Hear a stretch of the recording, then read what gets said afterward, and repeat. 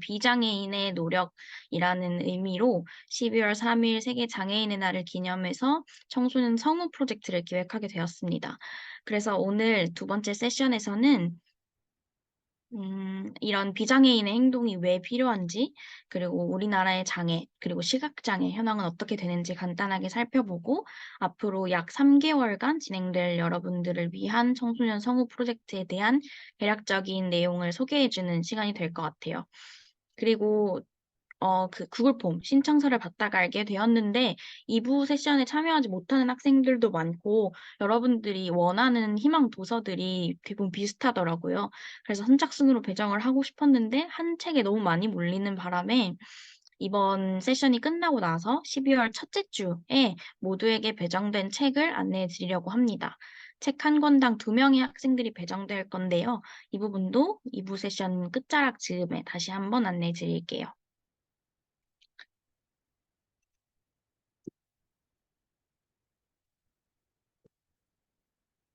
네, 화면에 보이는 것처럼 김혜리라는 선생님의 책이었는데요.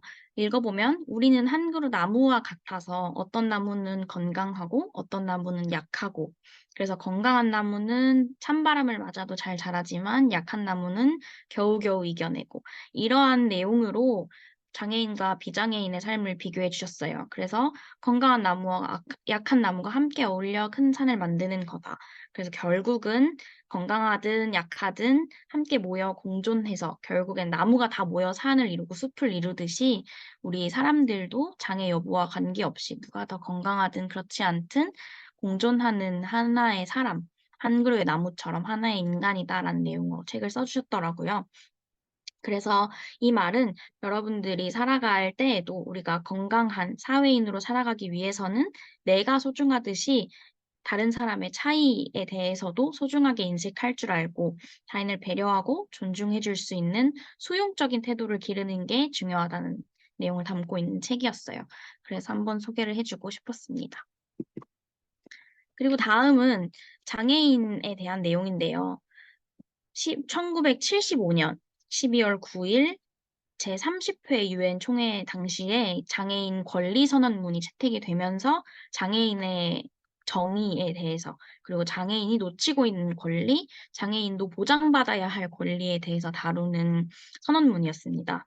그래서 장애인이 신체적 또는 정신적인 장애 또는 약함을 가지고 있더라도 최대한 자신의 능력을 개발하고 그래서 그 장애인들이 개발하는 데에 비장애인이 도움을 줄 수 있어야 하고 장애인들은 가능한 한 정상적인 생활 속에서 자신의 이상, 그 꿈을 실현할 수 있도록 재활에도 열심히 노력해야 하고 앞으로 자기 자신을 스스로 촉진해야 한다는 내용을 담고 있어요. 그래서 장애인이란 선천적일 수도 있고 후천적인 장애가 생길 수도 있는데 신체적, 정신적 능력의 불완전으로 인하여 일상의 개인적 또는 사회적 생활에서 필요한 것을 확보하는데 자기 자신이 완전하게 또는 부분적으로 할 수 없는 사람이라고 정의를 하면서 장애인들도 스스로 재활과 치료를 위해 노력해야 하고 비장애인들은 장애인들이 사회 속에서 보다 원활하게 이상을 실현할 수 있도록 도와주고 기여하는 데에 책임과 권리가 있다는 내용을 담고 있었습니다. 그리고 그래프를 보면 최근 10년 국내 등록장애인 현황이라는 숫자인데요. 점차 늘어나고 있는 모습을 볼 수 있어요.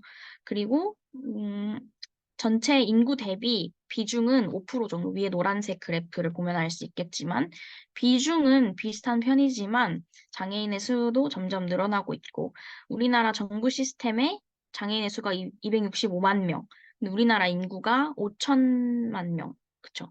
인점을 고려하면 5%가 약간 넘는 숫자네요.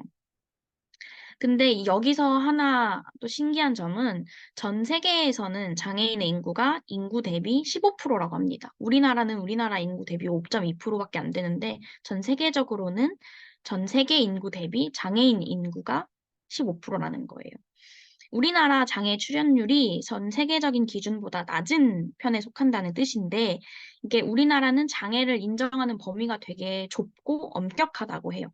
그래서 다른 나라, 선진국 같은 경우는 장애 비중이 높기도 한데, 그 이유가 받아들이는 범주가 되게 포괄적이어서 학습장애, 알코올 중독, 아니면 정신 이상, 이런 혈관 및 피부 이상, 이런 것까지도 장애의 항목 중에 하나로 된다고 하거든요. 그래서 우리나라의 등록 장애인 수가 5%라는 숫자로 되게 적어 보이지만 전 세계적인 기준에 따르면 우리나라의 등록 장애인 수도 이보다 많을 수도 있다는 거죠. 그리고 그만큼 다른 나라, 그 인구 대비 장애인의 수가 많은 나라들은 그만큼 장애인이 전체 인구에 차지하는 비중이 높기 때문에 장애인을 배려한 정책이나 사회 구조, 시설물 등이 잘 보장되고 배려되고 있다는 뜻이기도 해요. 그래서 아까 초두에 얘기했듯 다음 달 12월 3일은 유엔이 정한 세계 장애인의 날인데요. 인간은 태어날 때부터 자유롭고 존엄하기 때문에 어느 누구도 소외되거나 차별되어서는 안 된다는 내용으로 장애인의 삶의 질과 권리 보장을 주장하는 내용입니다. 그리고 아래 보이는 사진은 2015년에 홍성의 한 중학교에서 장애인의 날 기념 오행시 대회를 했는데 그중에 금상을 수상한 학생의 작품이에요. 장차 나비가 될 애벌레는 인간들의 무심한 사이에도 인간들이 무심한 사이에도 의지를 가지고 날아가는 꿈을 꾼다. 그래서 이 애벌레를 나비가 될 장애인이라고 표현을 했다고 해요. 그리고 우측에 보면 장애인의 날이라는 게 어떻게 생겼는지, 우리나라가 하고 있는 장애인의 날과 어떻게 다른지에 대해서 간단하게 정리를 해봤는데, 1975년 아까 제30회 유엔 총회에서 장애인 권리 선언이 선포되면서 장애인의 날, 장애인의 해, 그리고 장애인을 위한 권리와 책임 위원회 등이 생기면서 장애인의 권리를 보장하기 위한 국제적인 노력이 시작되었어요. 그리고 1983년에는 세계 장애인의 10년이라고 해서 재활 10년이라는 이름으로 10년간 세계 장애인의 권리 향상을 위해 노력하고 그 뒤에 다시 결과를 분석하고 평가하자 내용으로 장애인의 10년이 선포되었고 1992년에는 그날 10년이 지난 날을 기준으로 세계 장애인의 날이 생겨났습니다.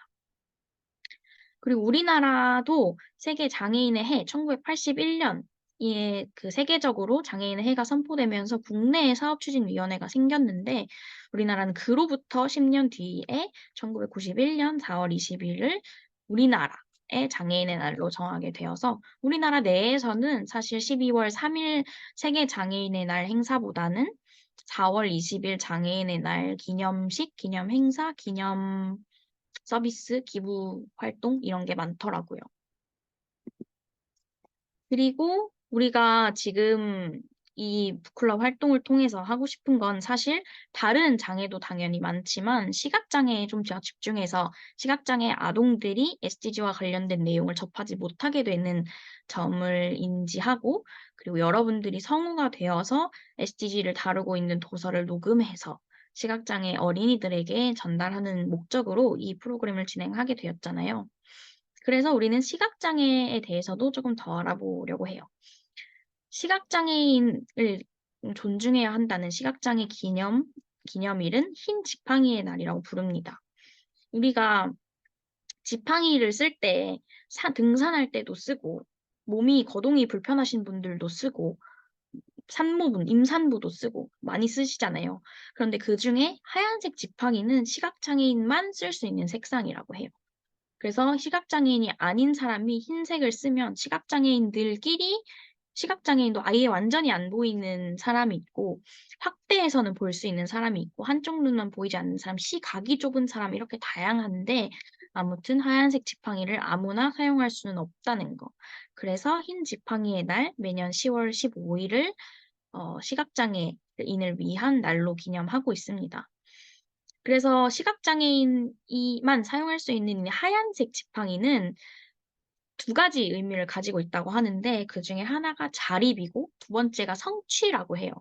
흰 지팡이가 있으면 시각장애인들도 보도블럭을 걸어 다닐 수 있고 지하철도 탈 수 있고 이렇게 지팡이의 도움 그리고 보조 기구를 활용함으로써 활동 반경도 넓어지고 앞서 얘기했듯이 사회에 조금 더 일부가 되고자 하는 그 자립심을 달성할 수 있다는 데에서 자립의 의미를 담고 있고 또 지팡이가 있음으로 해서 있음으로 인해서 시각장애인들도 한 단계 한 단계 성취해 나갈 수 있다는 뜻에서 흰 지팡이가 자립과 성취 이렇게 두 가지 의미를 가지고 있다고 합니다.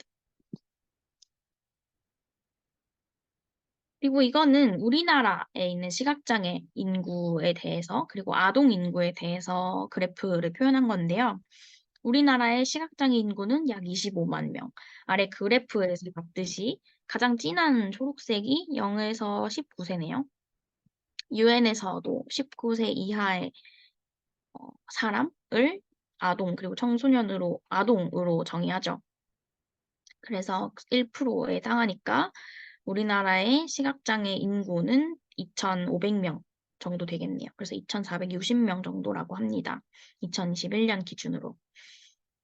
이렇게 여러분들이 지금 온라인으로 교육을 받고, 목소리로 선생님이 말하는 교육 내용을 듣고, 그렇게 시각적으로 준비된 교육 자료를 보고 하는 것도 결국에는 이러한 것을 못 누리고 있는 시각장애 아동들의 교육받을 권리를 보장해주고, 또 목소리로 책을 읽어줌으로써 그들이 접근하지 못하는 SDG라는 주제에 대해서도 알리고자 하는 목적이 있는 거죠. 그리고 시각장애인들은 말 그대로 눈으로 자료를 활용하거나 지형지물을 활용할 수 있는 능력이 비장애인보다 떨어지기 때문에 시각장애인을 위한 대체 자료도 많이 제작되고 있다고 합니다. 우리가 흔히 보는 글자책 말고 우리가 점자책도 있고 녹음 도서, 우리가 녹음하려고 하는 오디오북, 그리고 촉각도서는 점자와 다른 점이 그래프나 음, 도형 이런 것들을 튀어나오게 제작해서 만져보아서 그 물건을 상상할 수 있게 만드는 형태를 촉각도서라고 한다고 해요. 그리고 확대도서는 작은 글자를 못 읽지만 큰 글자는 읽을 수 있는 시각장애인을 위한 확대도서이고요. 그리고 수어 영상 도서, 데이지 자료 등 있는데요. 데이지는 아까 얘기한 것처럼 우리가 글로 되어 있는 건 목소리로 읽기만 하면 되지만 표나 그래프는 말로 설명하기가 어렵잖아요. 그래서 이러한 것들을 커버하기 위해 말과 오디오 자료 등을 활용해서 여러 가지 종류의 대체 자료들을 만들고 있는 포함되어 있는 포괄적인 자료, 대체 자료를 데이지 자료라고 한다고 합니다. 그리고 시각장애인도 실제로 국립장애인도서관 홈페이지에 가면 대체 자료로 원하는 도서를 신청할 수 있게 되어 있더라고요. 그래서 기존의 대체 자료로 있지 않아서 못 읽었던 책들이 있다면 그걸 뭐 점자 도서로 만들어주세요 하고 신청하거나 아니면 오디오북 녹음 도서로 만들어 달라고 신청할 수 있거나 한데 그 시간이 너무 많이 걸리니까 지금 당장 원하는 책을 볼 수 없다는 점에서는 정보 접근성이 약간 떨어지고 있다고 봐도 되는 거죠. 그리고 또 2019년 국립장애인 도서관 국정감사 자료에 의하면 우리나라의 대체 자료 제작률은 4.8%. 이 말은 우리가 접할 수 있는 도서는 100%라고 한다면 장애인들이 시각장애인들이 접할 수 있는 대체 자료는 이에 4%니까 100권 중에 96권이 없는 거죠. 우리가 100권을 읽을 때 그 사람들은 4권밖에 읽지 못하는 거고 그렇게 볼 수 있을 것 같습니다. 그런 의미에서 대체 자료 제작이 더 많이 되어야 된다는 뜻인데 그러면 우리가 흔히 알고 있는 점자를 세상을 이어주는 6개의 점이라고 표현을 하더라고요. 그- 그렇다는 건 점자가 한 글자가 6개의 점으로 이루어져 있다는 뜻이겠죠? 선생님도 점자를 읽을 줄은 잘 모르는데 아무튼 지면에 6개의 점 중에 어디가 튀어나와 있는지를 보고 글자를 조합해서 초성, 중성, 종성 이렇게 조합도 하고 숫자로 시작하는 건뭐 숫자 표기법이 따로 있고 이렇게 복잡하다고 해요. 그리고 점자가 처음 발명된 건 1900, 언제였을까? 프랑스의 시각장애인이 처음 발명을 하고 우리나라는 그를 이어받아서 1926년부터 이를 한국어 훈민정음에 반영해서 훈맹정음을 교육하기 시작했다고 합니다. 그리고 화면에 보다시피 점자는 기역, 니은, 디귿, 리을부터 아야, 어요, 오요 이렇게 정해져 있는 규칙이 있잖아요. 그래서 알파벳도 다르고 중국어도 또 다르고 성조 표시도 다르게 하고 이래서 각 나라의 점자가 서로 다른 모양이라 점자가 세계 공용으로 통하는 것은 아닙니다. 그런데 더 큰 문제는 점자를 읽을 수 있는 시각장애인이 생각보다 많지 않다는 거예요. 왜냐하면 점자가 아까 얘기한 것처럼 받아들여야 되는 규칙도 너무 많고, 그리고 점자로 책을 읽는데 우리가 똑같이 책 한 권에 200페이지라고 했을 때 점자 책을 제작하면 8배씩 늘어나는 경우도 있다고 해요. 우리는 200페이지 책을 일주일이면 읽겠구나라고 하더라도 시각장애인들을 위한 책은 8배면 1600페이지가 되는 거고, 이렇게 점자를 익히고 읽고 배우는 데에도 시간이 많이 걸리고, 그리고 또 시각장애인 중에, 우리나라 시각장애인 중에 85% 정도에 해당하는 사람들이 후천적 시각장애라고 해요. 그러니까 처음부터, 어렸을 때부터 시각장애를 가지고 있었던 선천적 시각장애인인 경우에는 어려서부터 유치원에서 또는 학교에서, 특수학교에서 점자를 배우기 시작했지만, 그렇지 않은 사람들은 후천적인 시각장애가 생긴 뒤로부터 점자를 배워야 하는 상황이기 때문에 우리나라의 시각장애인 인구 중 점자를 읽을 수 있는 사람들이 많지 않다는 거죠. 그리고 그쵸. 점자 사용 가능한 비율 9.6%, 10%가 안 되는 숫자이고요. 점자 도서를 제작하는 데 소요하는 비용도 8배가 들고, 그리고 점자 도서를 한 권 낼 때 그냥 일반 도서를 내는 것보다 90일, 3달이 더 걸린다는 거죠. 그래서 아까도 국립장애인 도서관에서 시각장애인들이 대체 자료 제작을 요청하는 내용을 작성할 거나 제출하고 신청할 수 있는데, 신청하고부터 3달이 넘는 시간이 걸린다는 거죠. 이러한 점에서 시각장애인들은 정보 접근성이 많이 떨어진다고 볼 수 있는데요. 실제로 장애가 정보 접근성에 미치는 영향이라는 주제로 발행된 논문에서는 장애인의 정보 접근성이 비장애인의 30% 수준에도 미치지 못한다고 이야기를 합니다. 그래서 정보 접근성이란 모든 사람이 그 해당하는 정보에 접근할 수 있는 가능성을 말하죠. 말 그대로 표현하자면. 그리고 현대 사회에서는 우리가 모바일이나 웹, 이렇게 화면, 시각 자료, 미디어 자료들이 너무 많기 때문에 스마트폰이 있는 사람과 없는 사람만 하더라도 접근할 수 있는 정보의 양에도 차이가 많이 있잖아요. 여러분들이 스마트폰 없이 몇 날, 며칠, 몇 시간을 살아봤을 때 스마트폰으로 정보를 접할 수 있는 사람에 비해서 놓치고 있는 소식이나 정보가 너무 많을 거라는 거죠. 근데 현실에서는 이렇게 우리가 단순 스마트폰으로 비교를 하지만 실제로 장애인들은 이런 정보를 접하지 못하기 때문에 일상생활에도 제약이 있는 경우가 많겠죠. 예를 들어 우리가 대중교통, 지하철을 탈 때에도 몇 분 뒤 도착한다. 어느 정류장에 있으니까 내가 언제 맞춰서 가면 되겠구나. 이렇게 생각을 할 수 있지만 시각장애인들은 화면에 표시되어 있는 것들 볼 수 없기 때문에 대중교통이 언제 도착하는지에 대한 정보에 접근할 수가 없게 되는 거겠죠. 그래서 우리는 점자 도서가 가진 불완전함을 보완하고, 그리고 시각장애인을 위한 대체 자료를 제작하기 위해 오디오북이라는 컨텐츠를 생각하게 된 건데요. 오디오북의 필요성을 5가지로 간단하게 정리를 해보면, 비장애인이 도서 100권을 고를 때 시각장애인은 4권만 고를 수 있고, 시각장애인이 원하는 책 중에 96권이 없는 거죠. 반대로 얘기해보면. 그리고 오디오북은 시각장애인이 가장 필요하다고 응답한 대체 자료예요. 절반이 넘는 시각장애인들이 오디오북이 대체 자료로 더 많이 상용화되었으면 좋겠다라고 응답을 했다는 자료이고요.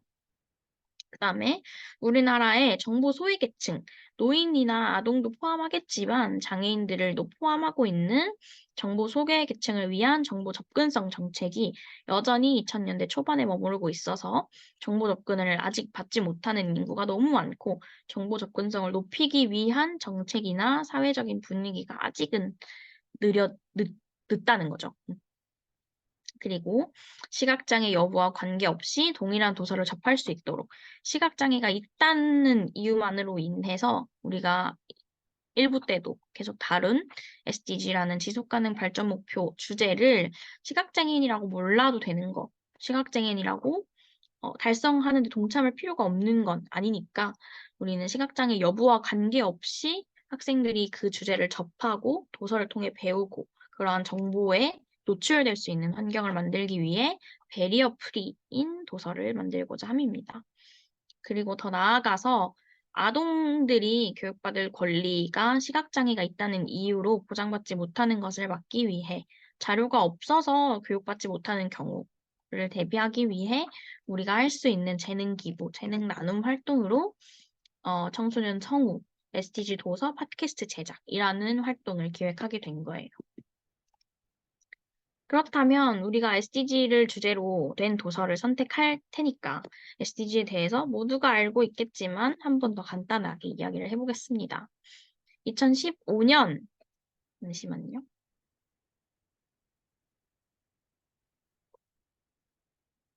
2015년에 유엔 총회는 2030 지속가능 발전 의제를 채택하고 2030년까지 15년 동안 달성해야 할 169가지의 목표, 세부 목표를 발표했죠. 우리는 크게 17가지, 아래 보이는 로고처럼 17가지라고 알고 있지만 그 안에 세부 목표들을 다 따지면 169개가 됩니다. 그리고 우리나라도 국가 지속가능 발전 목표라고 해서 전 세계적으로 달성해야 할 평균점에 대해 SDG가 다루고 있다면 각 나라는 각 나라의 실정에 맞는 국가 지속가능 발전 목표를 제시하고 그것도 함께 달성하기 위해 노력하고 있죠. 그리고 유네스코의 지속가능 교육, 왜 학생들, 그리고 어린 나이에 청소년들도 SDG에 대해서 배워야 하는가를 담은 지속가능 교육에 대한 논문, 그리고 유네스코 보고자료들을 살펴보면, 인류는 함께 살아가고 있는 복잡한 세상을 이해하는 법을 배우고, 긍정적인 변화를 위해 협력하고 목소리를 높이며 행동할 수 있어야 한다. 우리한테 하는 얘기겠죠. 우리가 그리고 청소년들, 어린이들 나이에 상관없이 같이 살아가고 있는 세상을 긍정적으로 바꾸기 위해 함께 노력하고 이것을 이해하기 위해 노력하려고 한다는 것도 중요한 SDG 달성에 필요한 길이라는 거죠. 그렇게 행동할 때 비로소 지속 가능성 시민이 될 수 있다는 거고요.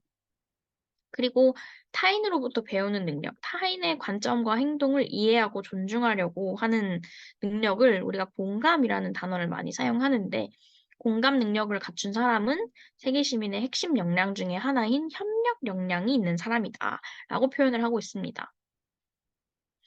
그리고 학습자, 우리는 전 생애에 걸쳐서 주어진 교육의 기회를 활용할 수 있고, 우리가 습득한 지식을 일상생활에 적용도 해야 하고, 나뿐만 아니라 모두를 위한 양질의 교육 목표, SDG 4번 목표 달성을 위해서 이를 이행하는 데 동참하고 참여하고 적극적으로 행동해야 한다는 내용이 담겨 있습니다. 그리고 니나 보코바 전 유네스코 사무총장은 그렇게 얘기했어요. 지금 교육은 그 어느 때보다도 21세기의 도전과 열망에 부응하면서 지속 가능하고 포용적인 성장과 평화로운 삶을 이끌 수 있는 올바른 가치와 기술을 육성해야 할 책임이 있다. 그래서 교육에 이러한 책임이 있다는 거니까 교육을 받아야 이런 목표를 달성할 수 있다는 의미이기도 하겠죠.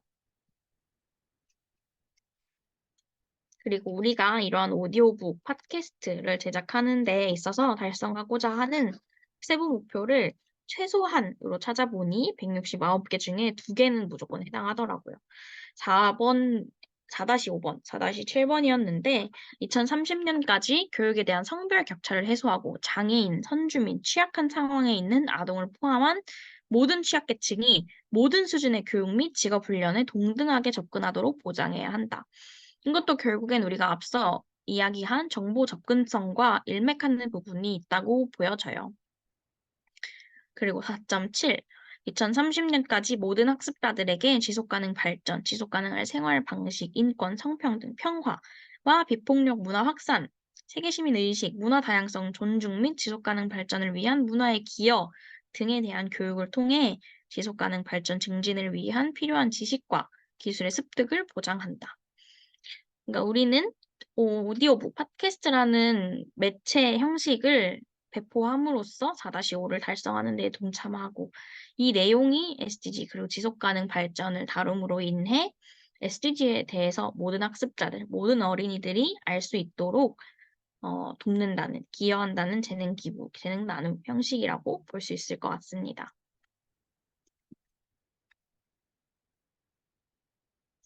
그리고 실제로 지금 그 왼쪽에 있는 눈 모양 그 그래프 그림을 보면 알겠지만 청소년의 그 역할에 대해서 많이 이야기를 하고 있어요. 지속가능 발전이란 미래 세대가 그들의 필요를 충족시킬 능력을 저해하지 않으면서 현 세대의 필요를 충족시키는 것이다. 청소년은 지속가능한 미래의 주체로서 단지 참여활동의 수혜자가 아니라 파트너로서 실행의 주체적인 리더이다. 이런 내용을 유엔 개발계획, 유엔 환경계획에서도 이야기했고 왼쪽도 마찬가지예요. 청소년을 위한, 청소년에 의한, 청소년과 함께 하는 효과적인 발달, 그리고 교육 목표 달성에도 청소년이 주체라는 거죠. 그리고 예정보다 1부가 조금 더 일찍 마무리되면서 2부도 12시에 끝나는 걸로 예정하고 있었는데 조금 더 일찍 마무리될 수 있을 것 같은데요.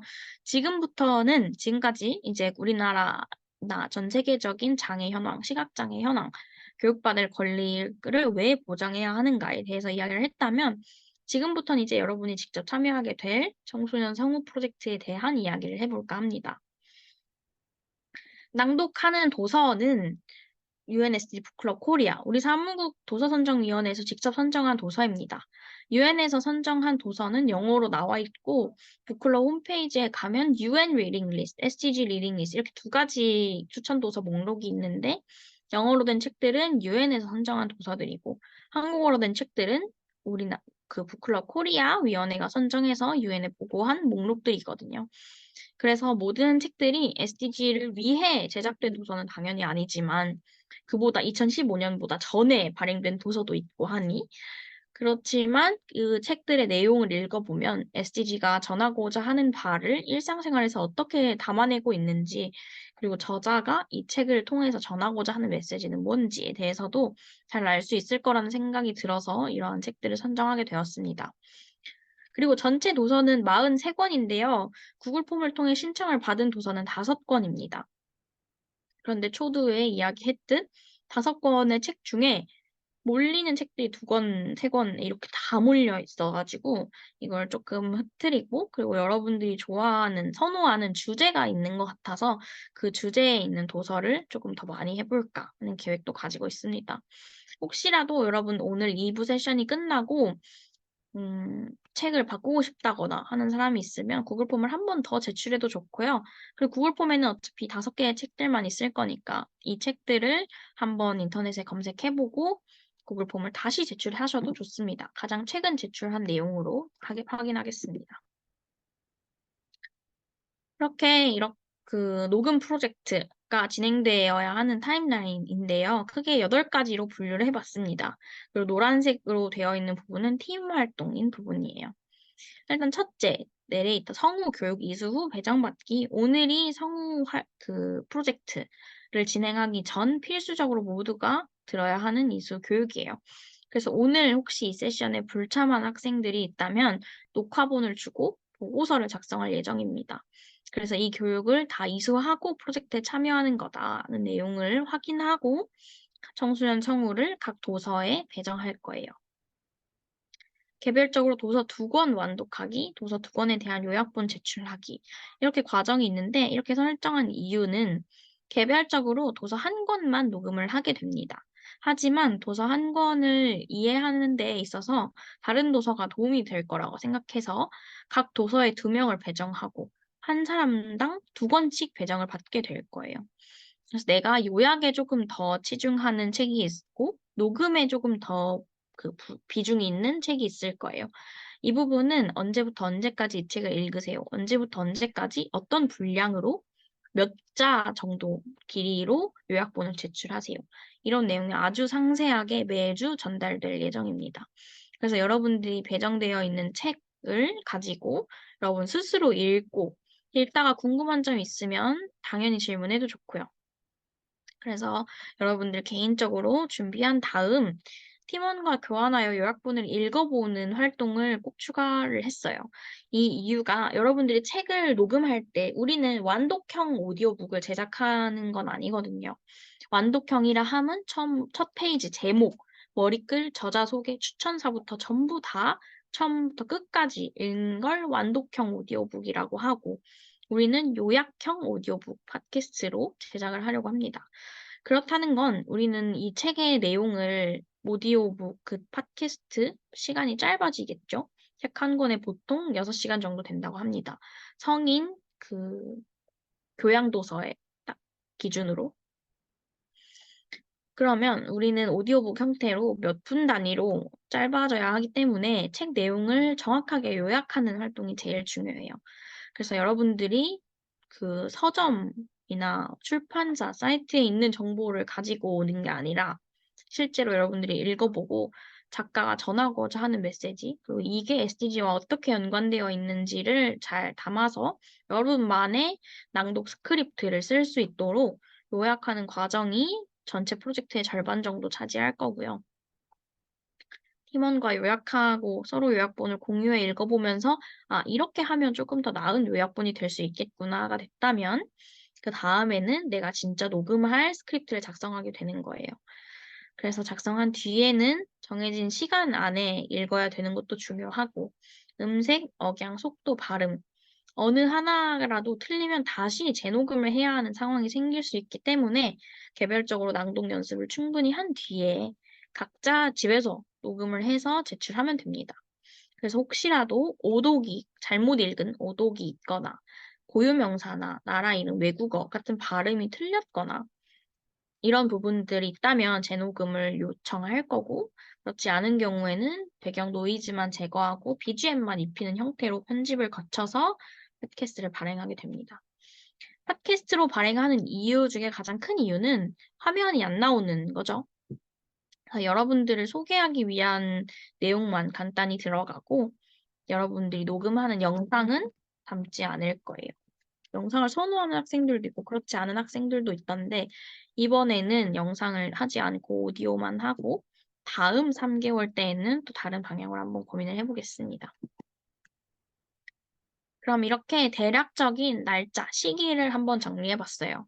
11월 넷째 주, 오늘에 해당하고 국내 시각장애 현황 및 팟캐스트 제작 이해교육을 이수합니다. 오늘 이 교육에 지금 참여하고 있는 여러분들은 첫 번째 단계를 완료하시는 거고요. 12월 첫째 주, 각 도서별 배정표가 발표되면 팀별 카톡방을 개설할 거예요. 선생님이 책 한 권당 학생 2명이 배정되어 있는 카톡방을 개설하고 여러분들끼리 나는 이 책을 읽을 때 어떻게 읽었다. 나중에 요약본도 서로 공유하고 혹시라도 카톡이 활용이 어려운 학생들이 있다면 이메일로도 충분히 활동할 수 있으니 이 부분은 걱정하지 않으셔도 되고요. 그리고 아무튼 도서 배정표는 오늘 당장 나오는 게 아니라 다음 주, 다음 주가 12월 1일이네요. 그럼 그 다음 주가 될 수도 있을 것 같습니다. 12월 첫째 주에 도서 배정표를 모두에게 안내 드릴 예정이고요. 그리고 여러분들은 2주, 3주 정도 동안 도서를 읽어야겠죠. 그래서 개별적으로 도서를 준비하고 처음부터 끝까지 읽고 요약본을 제출해주세요. 12월 넷째 주까지. 그리고 앞서 얘기했듯 우리가 녹음하기 위한 낭독용 스크립트는 따로 작성할 거기 때문에 요약본을 작성할 때에는 분량과 시간 상관없이 이 책에 대한 내용을 정확하게 담을 수 있는 분량과 내용으로 작성하시면 되고요. 한 번 한 번 과제가 나갈 때마다 아주 자세하게 설명을 해드릴 거예요. 잘한 예, 못한 예, 이런 건 하지 마세요. 이런 건 해주세요. 이런 식으로 과제를 제출할 수 있는 요약하기 위한 가이드를 제공해 드릴 거니까 너무 부담 갖지 않으셔도 될 것 같습니다. 그리고 요약하는 법을 알고 완독의 의미가 잘 전달이 되었다면 그 다음부터는 이제 녹음을 하기 위한 준비를 시작하게 될 건데요. 1인당 10분 내외의 최종 원고인 스크립트를 작성하게 될 겁니다. 책 한 권당 2명의 학생이 배정된다고 했어요. 그럼 책 한 권당 2명이 녹음을 하게 되는 겁니다. 책 한 권당 2명의 성우의 그 오디오북 자료가 발행되는 거죠. 그렇게 해서 여러분들이 작성한 스크립트를 퇴고하고 탈고하면서 최종 원고를 확정한 다음에는 개별적으로 연습을 진행하고 필요한 경우에는 녹음본을 미리 보내보고 피드백을 받는다든지 등의 왔다 갔다 하는 피드백을 예정하고 있어요. 그래서 여러분들이 특별하게 주의해야 하는 단어들이 있거나 하면 그 부분도 이 부분을 주의해서 읽어주세요. 이렇게 가이드가 제공될 거니까 그런 걸 참고해서 각자 연습을 진행하고 녹음실에 따로 모이는 게 아니라 각자 집 또는 학교, 기숙사에서 핸드폰으로 녹음해도 충분히 됩니다. 그래서 각자 녹음을 해보고 내가 만약에 핸드폰으로 하니까 너무 안 되겠다, 너무 음질이 안 좋은 것 같다 하면 노트북으로 해도 좋고 다양한 방법을 찾아도 좋으니까 개별적으로 굳이 오프라인으로 나와서 활동하지 않아도 개별적으로 집에서 또는 학교에서 참여할 수 있다는 걸 이야기하고 싶었어요. 그래서 1월 동안에는 스크립트 작성하고 낭독 연습을 진행한 뒤에 2월에는 각자 낭독 녹음을 완료한 파일을 제출하면 됩니다. 그럼 그때는 이제 편집을 거쳐서 최종본이 3월 정도에 나오겠죠. 이게 전체적인 청소년 성우 프로젝트 여러분이 참여하게 될 활동의 타임라인이었고요. 상세하게 방금 이야기를 했지만 한번 정리된 걸 보자면 동일한 책을 읽더라도 서로 다르게 작성하고 녹음할 수 있다는 점을, 그쵸. 서로가 같은 책을 읽었어도 누군가는 이런 부분을 강조하고 이런 부분에 감동받아 쓸 수도 있고 또 저자가 전하는 메시지도 직접적으로 전하는 비문학이 아니라면 또 다르게 이해할 수 있는 부분도 있겠죠. 그리고 원고를 분석하는 일은 그쵸. 개별적으로 반드시 처음부터 끝까지 독서한 후에 요약본을 제출해야 하고요. 인터넷 자료 및 출판사 정보를 복사 붙여넣기 또는 이를 복제해서 재사용하는 게 발견이 되었다 하면 안 됩니다. 그쵸? 우리는 이 오디오북에 대한 저작권을 받아서 진행하고 있는 게 아니기 때문에 책 내용 일부를 발췌해서도 안 돼요. 이 책에 대한 내용을 자신만의 언어로 요약하고 메시지를 전달하는 데에 집중하고 그 내용을 그대로 가져가서 쓰는 발췌는 지양했으면 좋겠습니다. 그리고 요약본을 제출할 때 이런 식으로 하면 안 돼요. 아니면 이런 식으로 바꿔주세요. 이런 코멘트를 줄 거니까 처음부터 완벽하게 쓰지 않아도 된다는, 완벽하게 써야 한다는 부담감 없이 참여를 시작할 수 있을 것 같아요. 그리고 팀원, 지도 선생님과의 온라인 미팅을 통해 서로 읽고 작성한 내용을 공유하고 도서와 내가 얼마나 친밀한지를 확인하고 내용을 정확하게 이해할 수 있도록 합니다. 그리고 개별적으로 녹음 시간을 고려해 낭독용 스크립트를 재작성하고 선생님과의 피드백을 통해 개별적으로 연습을 합니다. 연습한 후 최종 파일만 제출하시면 되고 혹시라도 재녹음이 필요한 경우에는 개별적으로 이야기를 할 거예요. 그렇게 여러분들이 녹음한 책은 이런 형식으로 유튜브에 업로드가 될 거예요. 책에 대한 화면, 그리고 여러분 사진, 소개, 소속, 그리고 여러분들 개별적인 소개. 요거는 이 생명공학 소비시대 알 권리 선택할 권리 김운기 저자님의 소개를 그대로 따온 건데 여러분들이 녹음한 자료에 대해서는 이렇게 여러분 얼굴과 소개가 같이 담겨져 있는 유튜브 재생 목록을 제작하게 될 겁니다. 그래서 이런 모든 과정이 3개월간 진행되는데 처음 요약본을 내고 낭독용 스크립트를 내고 녹음하고 연습하고 하는 그 모든 과정을 거치고 나면 약속했듯이 여러분 모두에게 봉사 시간을 발급해 드릴 예정이에요. 그래서 여러분들은 나중에 이 프로젝트가 이번 3개월만 끝나지 않고 학생들이 성실하게 참여해주고 우리가 목표하는 대로 이게 시각장애 아동들에게 진짜 도움이 될 만한 프로젝트이다라는 생각이 들면 그 프로젝트 끝난 후에 성과를 보았을 때 그런 평가가 되면 다음 3개월 또 진행할 수 있을 거라고 생각해요. 그래서 그 뒤에는 영상으로 찍을 수도 있고 아니면 계속해서 조금 더 여러분들이 쉽게 접근할 수 있도록 목소리만 담을 수도 있고 이 부분은 진행해 가면서 검토해 보고 수정 사항이 있으면 다음번 프로젝트에 반영할 수 있도록 하겠습니다. 그리고 여러분들이 이 활동을 하면서 오프라인으로 만나야 되는 경우는 없을 거예요. 그래서 각자 집에서 또는 학교에서 배정된 도서를 성실하게 읽고 요약하고 녹음하고 이 과정을 한 달에 한두 번씩 꾸준하게 참여하다 보면 3월이 되기 전에 겨울 중에 프로젝트가 끝나 있을 거라는 생각이 들고요. 그리고 이러한 재생 목록은 우리가 유료화해서 판매하기 위한 목적이 전혀 아니기 때문에 우리나라의 맹학교, 시각장애인을 위한 특수학교가 13군데 있어요.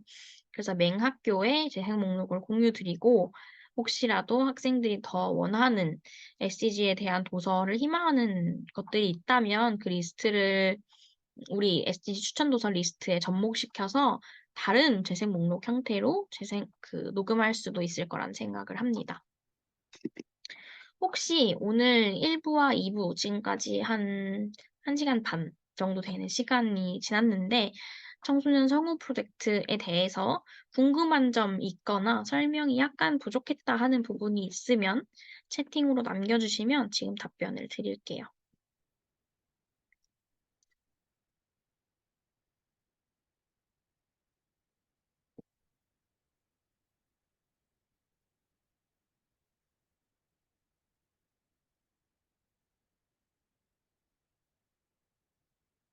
한 1분만 기다려보고 없으면 설명이 완벽했던 걸로 알고 지나가겠습니다.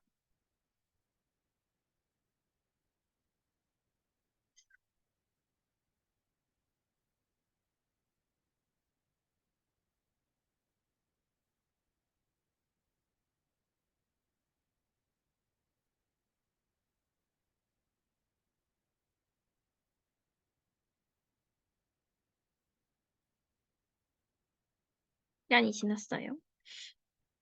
그러면 오늘 이렇게 북클럽 행사는 여기서 아마 마칠 수 있을 것 같아요. 오늘 참석한 학생들 명단은 다 가지고 있으니까 이 학생들한테는 따로 그 요약 녹화본을 시청하고 보고서를 작성하라는 내용은 발송되지 않을 거고요. 다른 학생들까지 모두 보고서 작성이 확인되면 그때 각 책별 인원을 배정해서 발표하도록 하겠습니다. 홈페이지를 통해서도 발표하고 개별적으로도 연락할 거니까 혹시라도 중간중간 문자나 이메일 놓친 건 없는지 일주일에 한 번씩 정도만 확인해 주면 좋을 것 같아요. 그리고 혹시라도 이메일 주소를 바꾸고 싶거나 연락처가 바뀐 학생들은 월요일에 전화나 이메일 주시면 변경해 드릴게요. 여러분들이 3개월 동안 하는 프로젝트라고 해서 어쩌면 길게 느껴질 수도 있는데 이 책 한 권을 녹음하는 데 있어서 크게 두 가지로 분류를 할 수 있다고 생각해요. 앞서 얘기했듯 요약하는, 완독하고 요약하는 과정과 낭독, 녹음 연습을 하는 과정 이렇게 두 가지로 크게 분류해 볼 수 있는데 요약하는 과정이 제대로 되지 않으면 녹음했을 때도 좋은 결과물이 나올 수가 없겠죠. 우리가 이 책을 녹음함으로써 전하고자 하는 메시지가 결국에는 SG를 접할 수 없는 정보 접근성이 낮기 때문에 접하지 못하는 주제들에 대해서 조금 더 알려주고 우리나라 그리고 우리 전 세계적으로 달성하고자 하는 목표가 이런 점이고 너도 똑같이 청소년이고 너도 똑같이 어린이니까 우리 함께 동참하자 하는 내용으로 하는 거거든요. 그래서 여러분들도 책을 읽으면서 당연히 배울 점이 생길 것이고 그 내용을 책을 읽지 못하는 친구들 또는 언니들에게 전하는 목적이라고 생각해 주면 될 것 같아요. 그래서 여러분들도 책을 통해 배우는 것이 있고 재능을 기부함으로써 봉사활동도 하고 의미 있는 프로젝트가 잘 마무리되기를 바라고 중간중간 필요한 내용은 학생들 그리고 학부모님들 연락처로도 같이 공유를 해드릴 테니까 여러분들 학교 생활하면서 그리고 이제 곧 겨울방학이긴 하죠. 학교 생활하면서 프로젝트가 어떻게 진행되는지 혹시 궁금한 점이 있다면 연락을 주면 됩니다. 오늘 행사는 11시 30분 지금 이제 마칠 거고요. 혹시라도 궁금한 점 아직 질문하지 못한 학생들이 있다면 이메일로 문의 남겨주면 답변을 드리도록 하겠습니다. 오늘 주말 오전인데 시간 내어서 참여해 주셔서 다들 너무 감사드리고요. 녹화본도 홈페이지에 업로드 해둘 테니까 혹시라도 앞부분을 놓친 학생들이 있거나 하면 월요일부터 홈페이지에서 확인하시면 될 것 같아요. 다들 너무 고생 많으셨습니다.